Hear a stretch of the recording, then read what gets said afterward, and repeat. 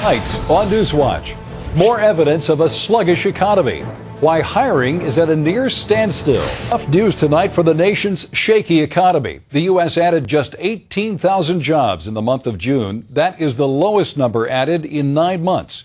The unemployment rate rose to 9.2%. And joining us now is economic expert Kereakos Zuras. He is a best-selling author and also a former advisor to President George W. Bush.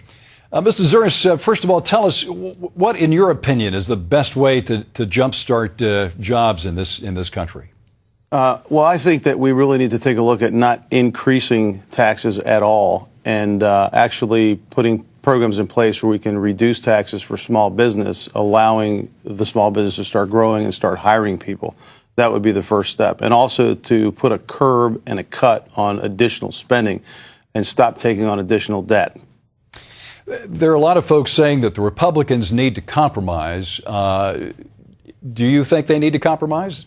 Well, yeah, I think there should be compromising on both sides. When you're having a skyrocketing debt, you can't keep printing money and keep raising the debt ceiling. There has to be a point where you look at something and you say, okay, if we're going to raise this, we need to lower this. You can't just keep going in one direction. So I think that both sides need to compromise, and I think something needs to be done so we can come to a solution quickly.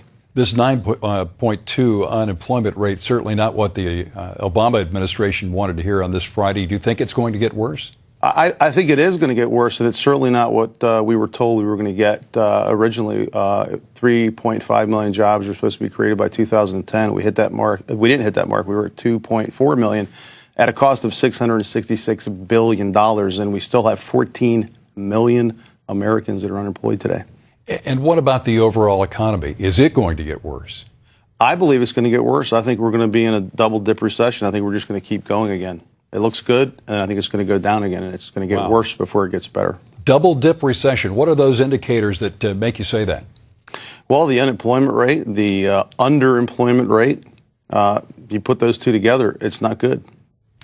You've written a best-selling book called How to Succeed When Everyone Else is Failing. What's the secret here, apart from all the politics about jobs? How can folks succeed in this economy? Well, you need to be able to assert yourself and whatever your talents are. If you're in a small business, and that's pretty much primarily what my book is about. It's about small business. It's a small business guide. It's about connecting with your customers and your community and doing business in a way that we used to do years ago, where we had some value and we had commitment and involvement in our community and just doing business the old-fashioned way. And that's how people stay in business today, if you think about it. It's not about sales. It's not about flashy things. It's about giving people a value and being consistent and standing behind what you do and letting them know that you care about them and that they mean something to you. And if you look around at the businesses that are successful, they're the ones that are connecting with the community and their customer, and they're staying alive today amongst all the bad news in the economy. Old-fashioned ideas that keep working. Kereakos Zuras, thanks for being with us. We appreciate it. My pleasure. Thank you.